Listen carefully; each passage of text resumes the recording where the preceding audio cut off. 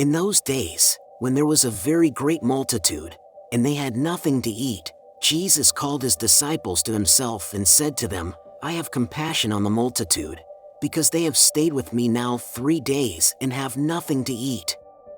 If I send them away fasting to their home, they will faint on the way, for some of them have come a long way.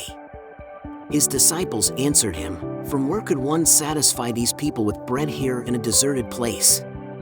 He asked them, How many loaves do you have? They said, 7. He commanded the multitude to sit down on the ground, and he took the 7 loaves. Having given thanks, he broke them and gave them to his disciples to serve, and they served the multitude. They also had a few small fish. Having blessed them, he said to serve these also. They ate and were filled. They took up 7 baskets of broken pieces that were left over. Those who had eaten were about 4,000. Then he sent them away.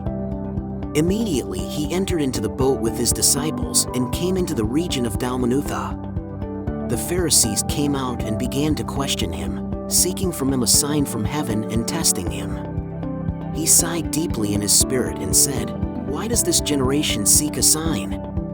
Most certainly, I tell you, no sign will be given to this generation. He left them, and again entering into the boat, departed to the other side.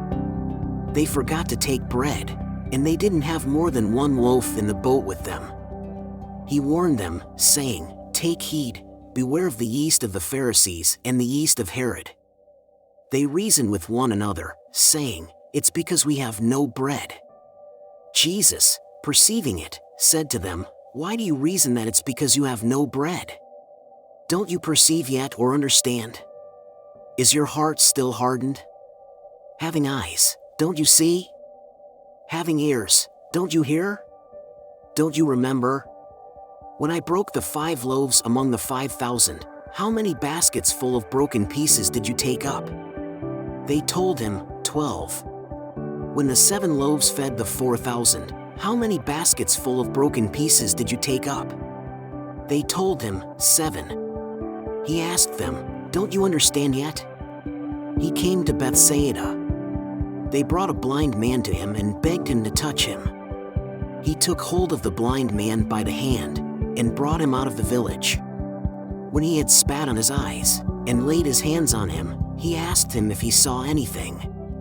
He looked up and said, I see men, but I see them like walking trees. Then again he laid his hands on his eyes.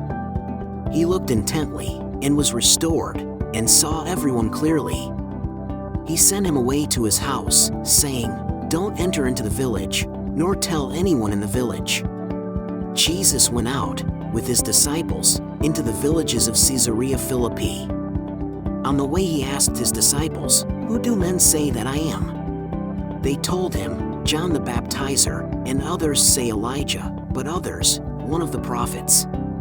He said to them, But who do you say that I am? Peter answered, You are the Christ. He commanded them that they should tell no one about him. He began to teach them that the Son of Man must suffer many things, and be rejected by the elders, the chief priests, and the scribes, and be killed, and after 3 days rise again. He spoke to them openly. Peter took him and began to rebuke him. But he, turning around and seeing his disciples, rebuked Peter, and said, Get behind me, Satan. For you have in mind not the things of God, but the things of men. He called the multitude to himself with his disciples and said to them, Whoever wants to come after me, let him deny himself, and take up his cross, and follow me. For whoever wants to save his life will lose it, and whoever will lose his life for my sake and the sake of the good news will save it. For what does it profit a man to gain the whole world and forfeit his life? For what will a man give in exchange for his life? For whoever will be ashamed of me and of my words in this adulterous and sinful generation, the Son of Man also will be ashamed of him when he comes in his Father's glory with the holy angels.